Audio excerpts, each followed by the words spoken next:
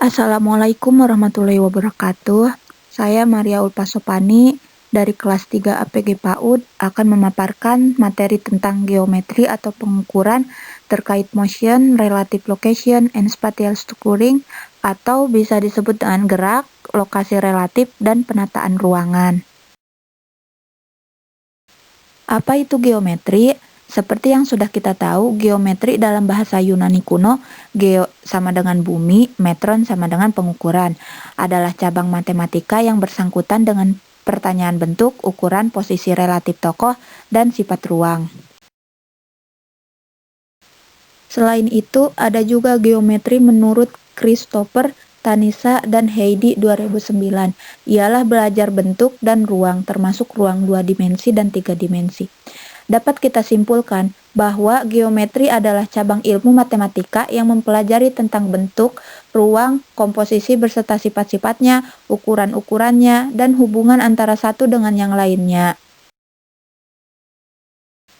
Nah, selanjutnya adalah geometri atau pengukuran terkait motion, relative location, and spatial structuring, atau bisa disebut dengan gerak, lokasi relatif, dan penataan ruangan. Osnat et al. 2010 mengungkapkan bahwa anak-anak belajar geometri ketika mereka bergerak di ruang dan berinteraksi dengan benda-benda di sekitar mereka. Bagian dari studi geometri adalah analisis ruang 2 dimensi dan 3 dimensi.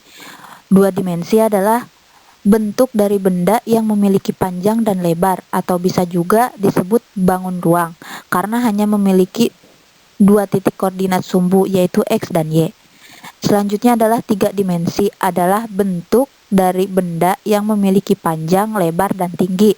3 dimensi merupakan teknik penggambaran yang berpatokan kepada titik koordinat sumbu X atau datar, sumbu Y atau tegak, dan sumbu Z atau miring.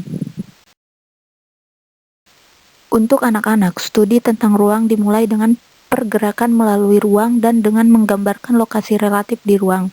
Ruang diorientasikan oleh lokasi relatif. Sebagai contoh, kita pikirkan suatu objek, lokasi tetap dalam ruang 3 dimensi.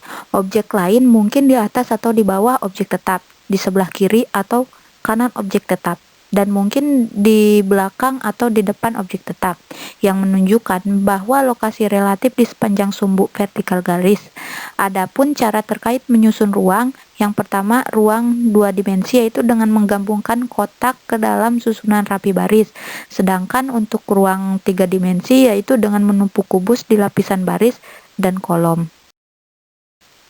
Mengenalkan hubungan geometri dan ruang pada anak bisa dilakukan dengan cara mengajak anak bermain sambil mengamati ruang dan berbagai benda di sekelilingnya. Anak akan belajar bahwa benda yang satu mempunyai bentuk yang sama dengan benda yang satunya. Konsep yang akan dikembangkan pada anak yaitu anak memahami posisi dan arah seperti atas, bawah, luar, dalam, kiri, kanan, depan, belakang, jauh, dan dekat. Untuk mengembangkan kemampuan pemahaman ruang, kegiatan bermain dapat dilaksanakan di dalam dan di luar ruang. Kegiatan di dalam ruang sebaiknya tidak menggunakan ruang yang sempit dan tidak terlalu banyak barang di dalamnya.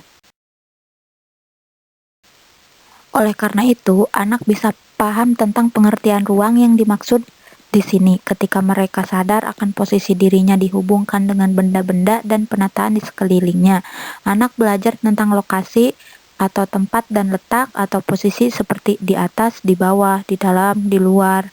Selain itu, anak juga belajar tentang pengertian jarak seperti dekat, jauh, dan yang lainnya.